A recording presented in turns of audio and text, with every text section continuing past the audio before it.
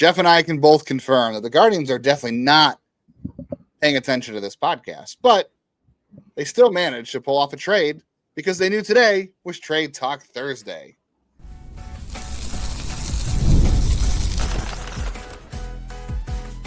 You are Locked On Guardians, your daily podcast on the Cleveland Guardians. Part of the Locked On Podcast Network, your team every day.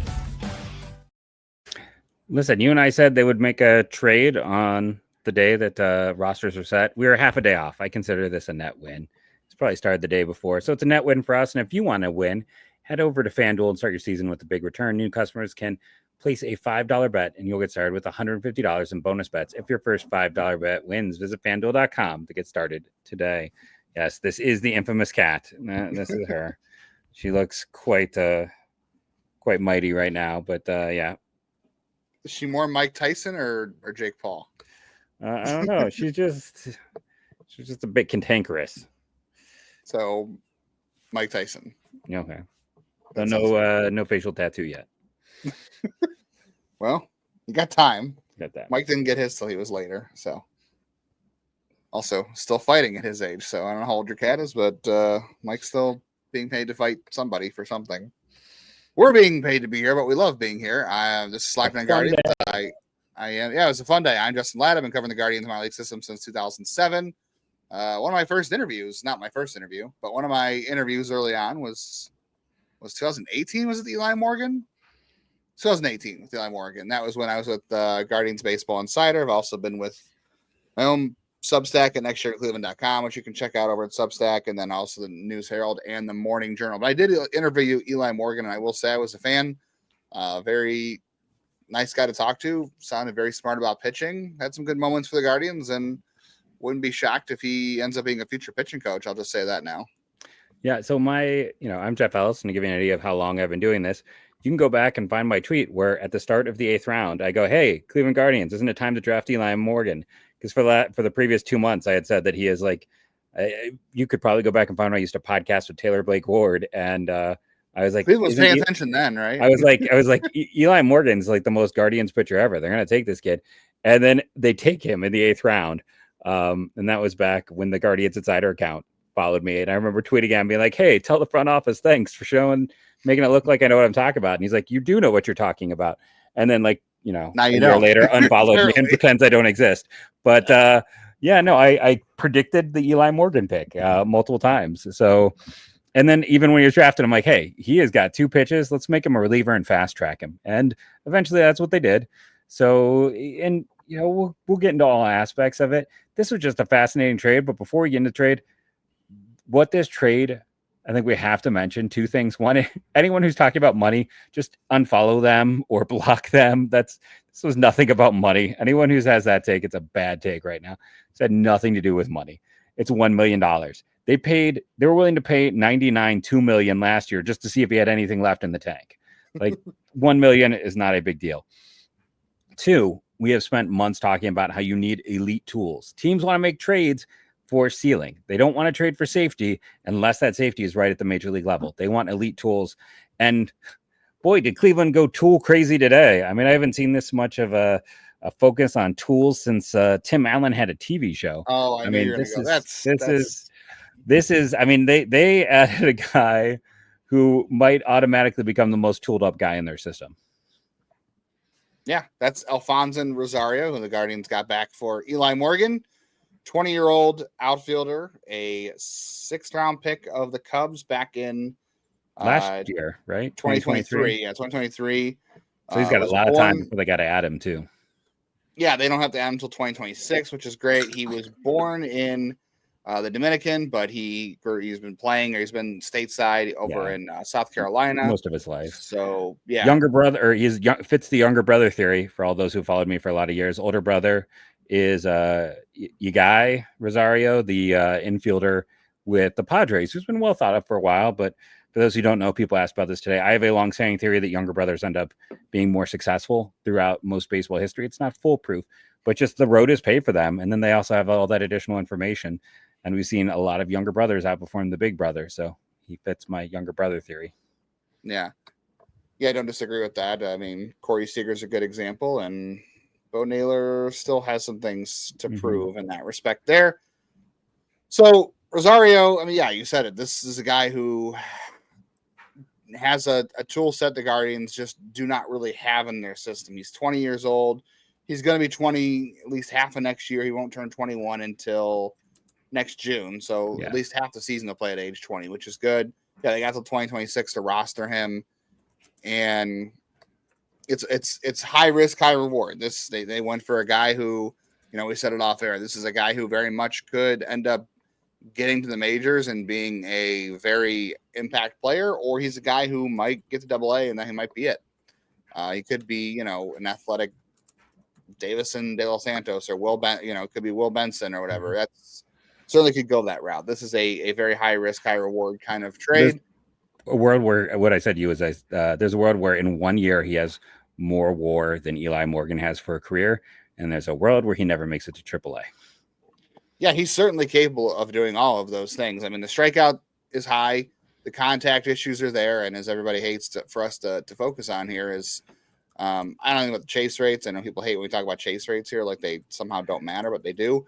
The contact rate's definitely an issue. Like this is why prospects fail. They don't make enough contact, and this is a guy who struck out 32% of the time in single A at age 20 last year, and that's a huge red flag. There's no doubt about that. With his athleticism and his bloodlines, if he had just average contact ability, he might have been the top prep player in the 2023 class. He would have been a top 10 pick likely in the 2023 class based on tools and bloodlines.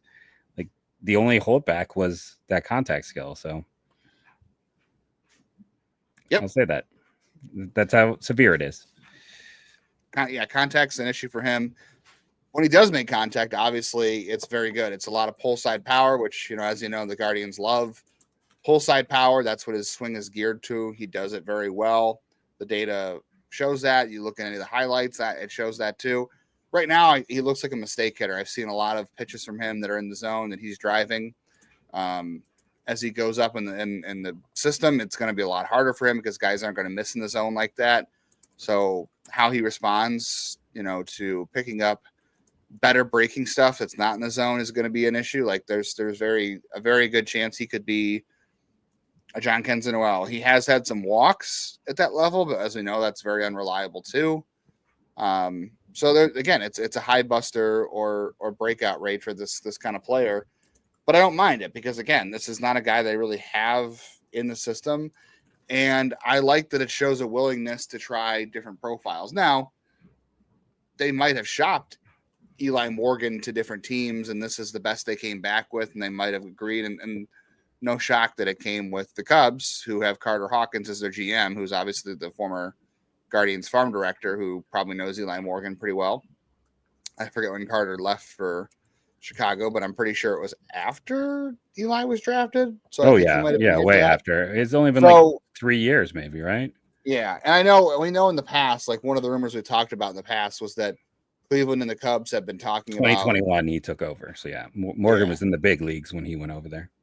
So we know over the last 6 months, maybe even a year, Cleveland and Chicago have been talking about a reliever in a trade. Yeah. The Cubs picking up a reliever because for whatever reason the Cubs don't really believe in paying relievers, which makes sense honestly, but they don't believe in like spending big dollars right now on relief pitchers. So they're trying to acquire cheap relief help. And that's what Morgan is. It's $1 million. That's a drop in the bucket for a reliever, which is why it's silly anybody who's talking about money today.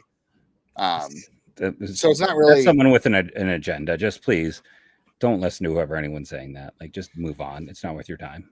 So it's not a surprise they connected on this deal, but it's very possible that Cleveland shopped Morgan around to different teams or shopped multiple relievers around the different teams, and they landed on Morgan for Rosario being the best deal they could get. And they might, I guarantee they exchanged different names in different scenarios here. And Cleveland very easily could have come back with a low variance player. They could have come back with I'm not looking at the Cubs roster right now, but they could have come back with somebody in their system that, makes more contact and has speed, but doesn't have power. And, could be a bunch of 45 tools and could have. I mean, someone like Powell's, who they just added yesterday. It could have been a future bench guy for them, right? Like they could have traded Eli Morgan for hitter version of Eli Morgan, where he's a a utility outfielder, utility infielder, whatever. They chose to go for high upside here, and I don't dislike that trade because Morgan is a guy that is a sixth inning multi reliever. Like he might be a fifth or sixth inning guy who comes in for you if your starter gets taken out early or gets hurt, or you're losing and you want to keep the score close and you don't want to use your big guns. He's very valuable and he can give you multiple innings. He can get lefties out because he has the changeup. So he does have value. And I think for Cleveland, he was expendable because they had this bullpen so deep, right? They didn't have to expose him to high leverage innings. I'm not saying he'd be a high leverage reliever elsewhere, but they had the privilege of using him in medium to low leverage settings, which boosted his value maybe a little bit. And they sold high on him for a guy that, yeah, he could easily not make it out of AA, but he could also be a starting outfielder for them. And if he doesn't make it, then so be it. I don't think he really gave up anything that's going to hold you back from being good in 2025 or 2026. Not that I'm saying Eli Morgan's not a good reliever. I'm just saying the gamble you're taking here is giving up a guy who he's not inconsequential, but he's also not consequential. And this guy could be a major piece for you going forward. Or on the other side of things, maybe you flip him. Maybe some other team loves the tools too, and you flip him in a trade. You don't see a lot of those, though, I would say. I think this is just we saw them like in the draft take more risks, right? Like this is them trying to diversify their portfolio. They're adding different types of talent and more talent. I think in this case they just had so many relievers, and this is why too they added Nick Enright, and that they probably had too many. And I think they were willing to shop, and they were shopping. And like I said, I bet this deal was in the works yesterday. Yeah, I'm surprised they didn't do it yesterday. I just think they might have ran out of time. You know, they probably were shopping multiple relievers. This one got the closest, and it's not that hard. There was no deadline, though. This is not a 40-man guy. And I know, but they're not going to keep. What we have learned the past few years is baseball GMs are getting better about home life balance. It's like they probably worked the phones, got the beginnings of it set up, submitted roster stuff, and then went home. We're like, hey, we'll reconnect. Like, there's no rush. Like, there's no rush on a trade like this. Like, no one in this is directly affecting anything. That's what I'm saying. There's no deadline. They didn't run out of time. They just So I just think they probably started their talks yesterday, kind of got something. But I think they knew they were going to move a reliever, and that's why we saw Enright, right? Maybe. I mean, the two things definitely are not interconnected, but I think they could have made this move either way. Anytime I think you can trade a reliever that's not a Class A, not a Cade Smith type guy, for a guy that has the potential of Alfonsin Rosario, you do it. And it also helps the roster as well, which we didn't even touch on yet. Yeah, it helps the roster a little bit as well. We're going to get into more about Rosario. We'll talk a little more about Eli Morgan, why he was expendable. And we were going to talk about some other trade-related stuff, not just actual trades, but trade-adjacent stuff on the rest of today's show on Trade Talk Thursday.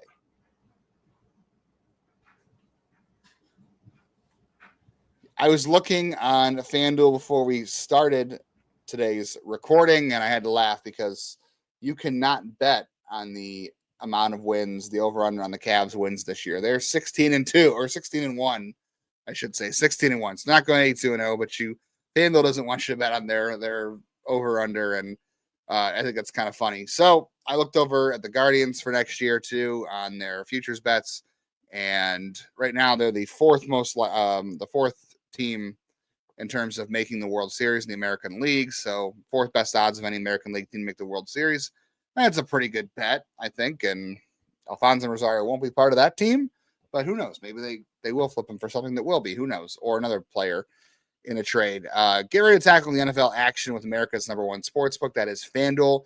Right now, if you're a new customer, you can bet just $5 and get $150 in bonus bets if you win.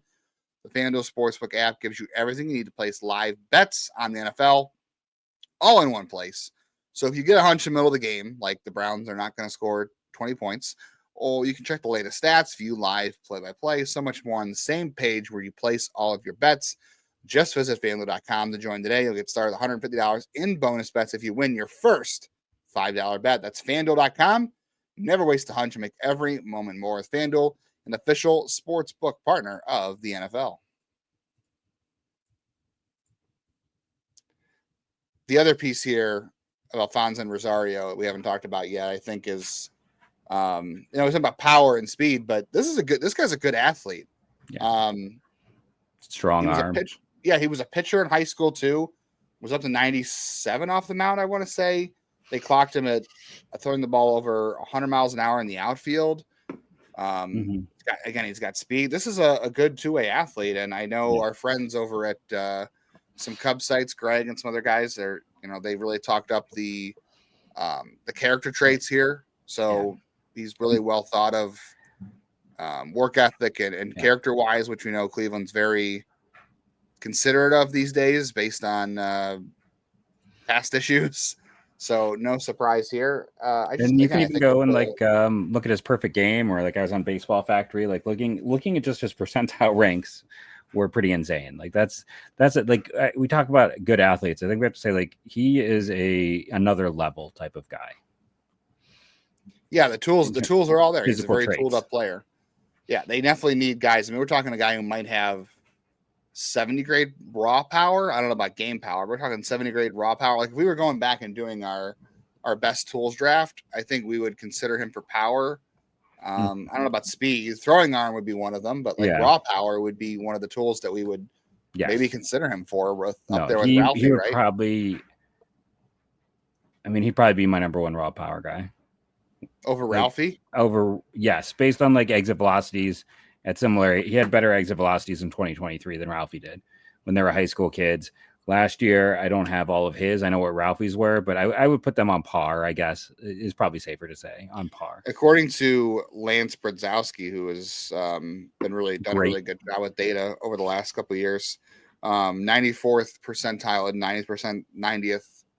90% exit velocity. So that's pretty darn good. Top of the scale, 90th percentile exit velocity, which is what teams really look at because it's a little more predictable in terms of the high end of your exit velocities you're able to do.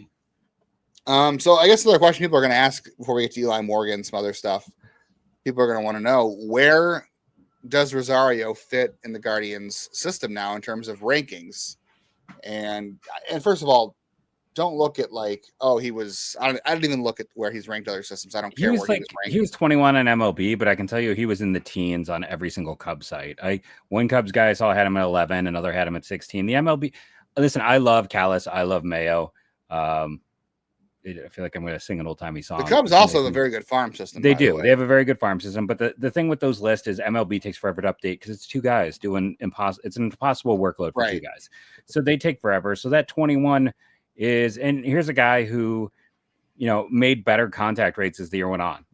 Incrementally, he was improving throughout the year. That's, and Eli Morgan, we'll get back to him, but it's he was making incremental improvements. I bet he would have been higher in a Cubs list. I have him kind of probably somewhere in the 15 to 19 range for me in the Guardian system as I was going through mine, probably closer to the back end of that. Just because the physical tools are all there, but man, oh man, if there's one reason a guy fails, it's the reason it's contact. And 3-2-1, he doesn't got it. I'm just kind of looking through my list right now. So I've got Bazana, now Mansardo, Ralphie, Brito, DeLauder, Churio, Braylon Dowdy,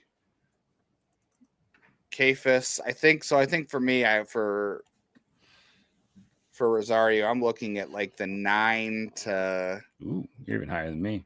I would say 9. Well, this is a guy you're banking on a lot of upside here. So I just said, my 9 right there. After that, to me, you're going into Oki, Peterson. I've got Cantillo and Walters, and then I'm thinking I think 9 to 15 range for me is where I'm at because I'm at Parker Messick after that, and then Welbin Francisca. So I'm I would probably put him over some of those guys. I think I'd put him over Welbin Francisca, and I might put him over Messick because I think I'm going to balance the upside there for. Yeah, and 15 is Welbin, so that's where I was starting to introduce him to. I think that's right. I think that's what I'm saying. I think the 10 to 15 range for me is about where I'm at. Just because the upside is so big here, and he's still so young. Yeah, and I tend to be a little more. I think I tend to be a little more safe than you are with my list. I know I definitely value safety a little bit more, which is why I have Bazzana and Mansardo. Well, that's why I have Messick and Kasich and Peterson all ahead of him, because I do value the safe. Like, those are pretty much all sure major leaguers. And I love the tools, but I mean, this is a guy where you're looking at maybe a less than 50% chance he's probably going to, like, I don't want to rain on the parade, but it's like it is a low it's a very chance. low outcome chance, because his medium outcome is Will Benson, and Will Benson just had a year where it's like some people with the Reds thought, fan base and writers thought he should maybe be DFA'd. Here's a fun thought experiment, because I think these two players are somewhat similar in tool sets. Who would you be higher on? Because this one player is no longer in the Guardian system, but this conversation reminds me of talks about another prospect we talked about this year. Who do you have a higher probability on between Alfonsin Rosario and Alex Clemmie? Because these are similar guys on two sides here of hitting and pitching, but the profiles feel very similar, and the risks feel very similar. So, like, I think Clemmie has a better chance to be a major leaguer. Now, to be a impact player, I think it's Alfonsin, because I think Clemmie has a good chance as at least a reliever, as a 2-pitch guy. So I think that floor is a little bit safer. But I think I would bet on Alfonsin is making it over Clemmie as a starter. But I do think Clemmie has a better chance overall of making it, if this makes sense, because of the chance for relief. So I guess that is a really poor non-answer, and I'll apologize, but it's how it works with pitchers, right? Like, almost all of our bullpen is full of failed starters. Eli Morgan, failed starter. Like, I think he's got, that's where you go when you're a failed starter. So I think Clemmie has a better chance, but I think if you're talking about like impact beyond the pen, I think I have more faith, because Clemmie has the command issues and is more of a 2-pitch guy. Yeah, he has the safety net of relief, I suppose. But I just thought it was an interesting comparison, because we both thought that it was a high risk, high reward kind of thing, which is the same thing for Rosario. But I'll say it again here before we move on.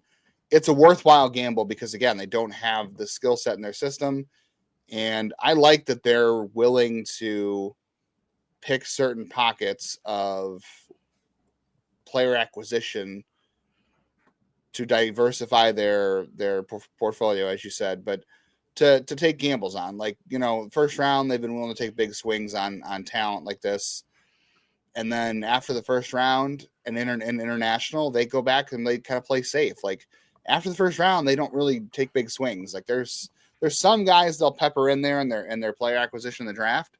But when they draft, they generally are pretty conservative in terms of upside and risk outside of the first round. But in trades and, Rule 5 picks, things like that, they're a little more willing to bend here and go for guys that aren't normally in their system in terms of Is that because I've had more chance to see them, you think? That they've been able to lower the risk by having more exposure to that player and more opportunities to scout them? Do you think that's why they're willing to take that risk in trades more? Because maybe it's not that the risk is mitigated, but it is more mitigated than it would be, and especially in terms of a young Latin player or of a high school or even a college player. Because let's be honest, like, the SEC isn't even as good as low A. Like, that's no, it's not. People need to stop saying that. It's not. So yeah. I think that's a good point. The risk is not gone, but it's certainly easier to evaluate a guy once you've seen it in pro ball and you kind of have a feel for how he's adapting to the pro game and what changes need to be made or what risks there are. Versus amateur, it's a way different story. I think getting eyes on him and getting actual data on him in pro ball definitely makes a difference, and they feel like there are some things they can work with there. They understand the red flags a little more, like your directives a little more clear. Whereas amateur, you're kind of flying. I'm not saying you're flying blind, but you definitely have more pieces of information and the story available to you in pro ball. So that's a good point. I think that does change things, why they're willing to go that route a little bit more. And look, this is a trade the Guardians sometimes do well with, right? They do make these minor trades sometimes that comes out well in their side. There's a very good chance that this does not pan out for them at all, that Eli Morgan becomes a solid reliever or whatever for the Cubs, and Alfonsin Rosario in 5 years is out of the system. That doesn't mean it's a failed trade, because I don't think they gave up a ton of consequence here in Eli Morgan. So if this trade does not work out for the Guardians, then it's not going to damage them long term. It's just it's a lottery ticket in the end, and Morgan is a guy that is not going to have a giant impact on them. That's not going to hurt where they are the next couple of years. Speaking of Eli, we'll get into him next. Yep, I got one more thing to say on him next. So when we come back, all right, one more thing on Eli, and also, does this affect the Guardians' ability to make trades from the bullpen this offseason? Otherwise, we'll get into that all coming up in just a second.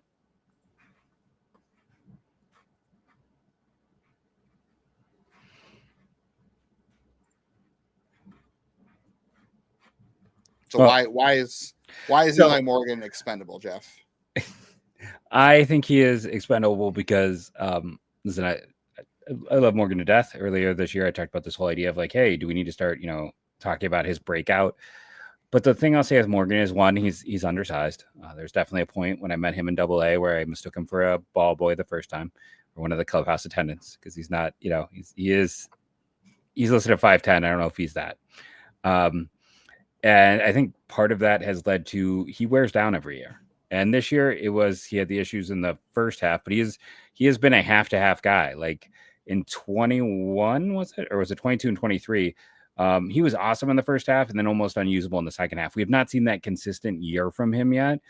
And that's the Cubs risk. Like I talked about the fact that I think at the start of the year, in zone contact on Alfonsin was like under 60. And then by the All-Star break, I think he was over 60. In the last month of the year, I think he was at 65. So like we saw improvements for him, and that's what Cleveland's banking on. For the Cubs, Morgan was frankly spectacular in August. And there's some signs that like, hey, maybe the slider is improved. That his four seam, maybe he's spot. I mean, he's always had excellent command. He doesn't walk anyone, and he does get. That's the other problem, though. He gets hit hard. He's always been someone who gets hit very hard, and it leads to home runs, which makes him harder to put in that 8-9 role. But I think when you're looking at here, what makes him expendable is the fact that he's had a lot of innings, but he has not. He's not had that full extended year of just even solidness. He has essentially been half a year is really good and half a year is almost unusable. And it's we've had these debates on air about like, what do you do with Eli Morgan? How do you deploy him when he hits those rough stretches?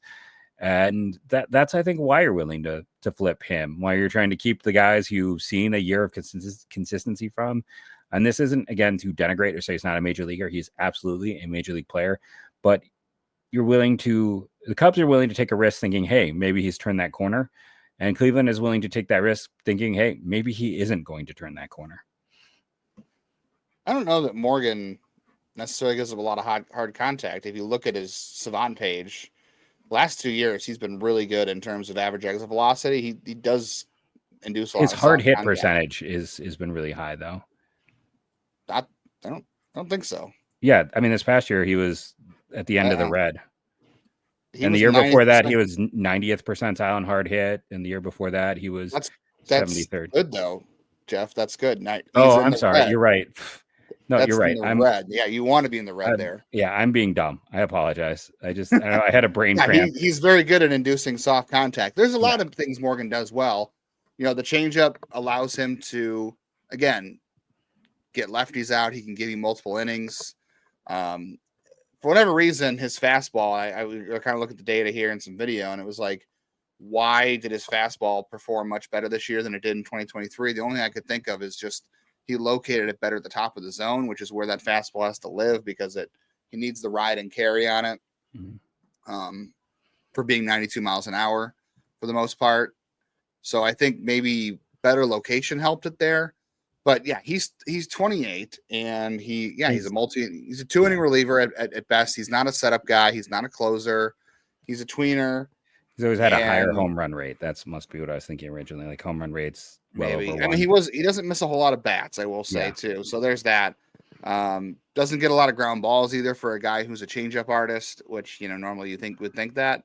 He's definitely got value, but again, this is a position for Cleveland that you've got Clase, you've got Gaddis, you got Cade Smith, you got Herron, you have maybe Sobrowski next year, you've got Walters, you've got Avila, you're gonna have Walters take on a bigger role, and then you got Enright and Alaman. and they'll probably have some non-roster invitees besides Parker Mashinsky coming to camp that they always seem to make something out of every year. So they had a spot in the bullpen where they could afford to make a move, and it opens a roster spot, and it's $1 million. The money doesn't really matter, but maybe as part of a larger chunk, it does. So this is flipping a guy who is probably at his peak value for a high value, a high risk, high reward asset, whereas Morgan was a utility reliever, as it were. I'm all for trading guys like that, and nothing against Morgan. I think Morgan will be a solid reliever for the Cubs. He would have been a solid reliever here in 2025. It's just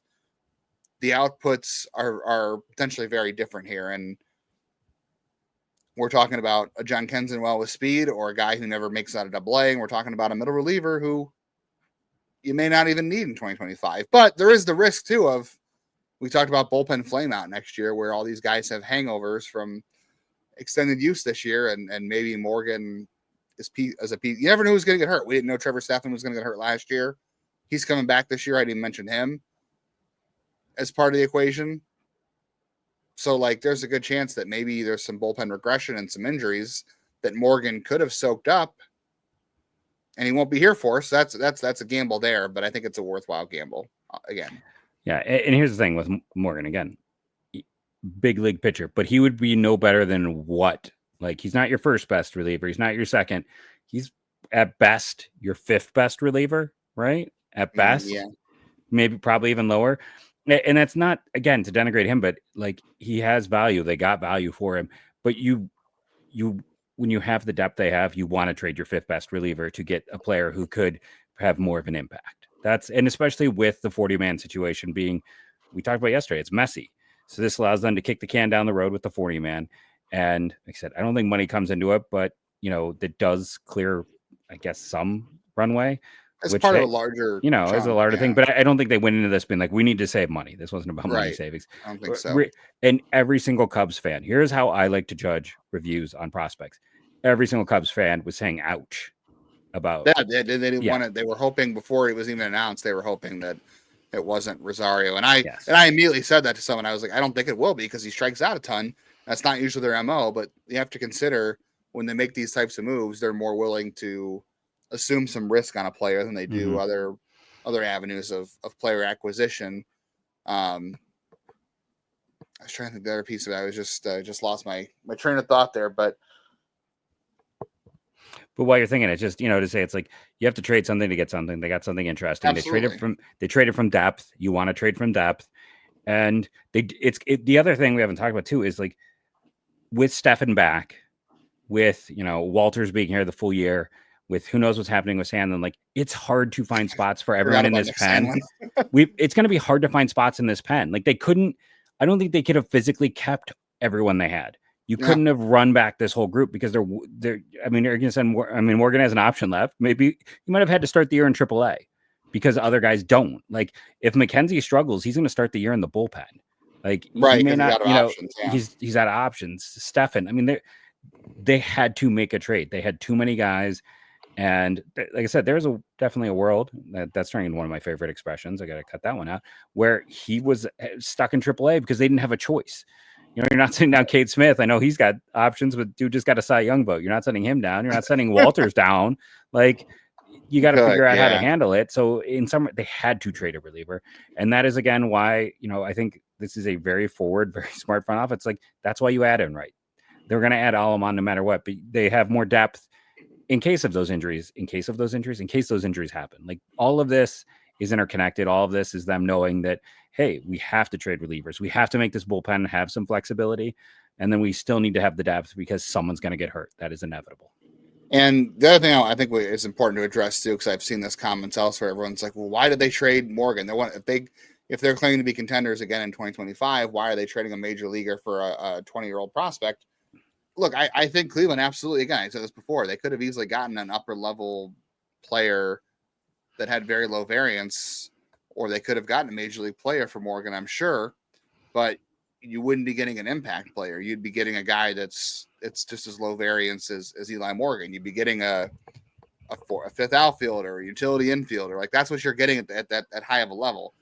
the reason they took the gamble here is because you're looking for more impact. They could have easily gotten like an Ernie Clement type or a Miles Straw type out of Eli Morgan, no doubt. That's not going to help the roster this year.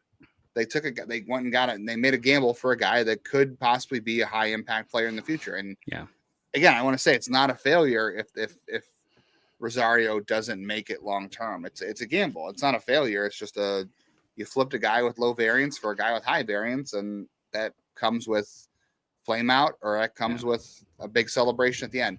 The other thing we have to address too is I think we talked about different relief trades in the last couple of weeks on Trade Talk Thursday. Do you think that Cleveland is less likely to trade any other reliever now in a deal for this offseason? Like we pitched Hunter Gaddis to Arizona, all those kind of things. Do you think that Cleveland's less likely to trade another reliever now for a bigger reliever for a major league talent this year? I'm going to digress, and then I'm going to answer you. One quick note on this, too, is we talked about he has all the ceiling in the world. Well, I don't think a trade is happening now for him. If they get to the deadline, this is the type of guy you need to make a trade at the deadline. So that's what I meant. That's what I'm saying. Okay. I thought you were talking about one this offseason. I'm like, well, I don't think one happens this offseason just in case everyone's like, hey, you're contradicting what you said to Justin. Toolsy high ceiling guys hold trade value longer than boring dull guys. That's what I meant. So this also sets you up for later. So it's like, okay, they're trading from the roster now to piggyback on what you're saying, but this could then help them later. To go back to that, yes, I still think they can make a trade because yes, guys aren't going to likely pitch as well as they did because it was just unbelievable. But you have Class A, Smith, and Gaddis was the best 1, 2, 3 in baseball. You can afford to take the hit there because Walters should be able to join that group this year. Trevor Stephan is coming back from injury. I think Sabrowski was a revelation last year. I'll give shout out to Everyday Nunzio again on him. But you got Heron as well, who pitched really well and has always had good stuff. Like they've got those pieces. I am kind of up and down on Alamon. I do think Nick Enright can make an impact. There was some really good data on him coming out today about it's smallest of sample size, to take it with a grain of salt. But I think there's enough pieces where you can still get away with trading a Gaddis. I still think that can happen. Maybe I'm crazy. I agree. But I still think it can happen. And this shouldn't do that because this trade shouldn't impact that, because if there's a trade out there for you to move Hunter Gaddis for a starting pitcher or a starting outfielder, or even a fat side of the platoon outfielder or whatever it is, I think you still do it, because anytime you can move a setup reliever for an everyday player or a starting pitcher or of that ilk, you do it. So I don't think this trade should impede that, even if it they think it's a little more risky, which it will be more risky to do it, but it shouldn't impede you if that trade out there exists for you. And look, bullpens are a little easier to remake on the fly. We saw it in years past. Other teams do all the time. And they always invite some guy to spring training that we're like, who? And then he winds up being, one of their best relievers, or some 6th or 7th inning guy like Scott Atchison, right? Or Jeff Manship, or Oliver Perez for a couple of years, Dan Otero. They do, and De Los Santos. They do this every year. So there's that side of it too. Yeah. Matt Albers.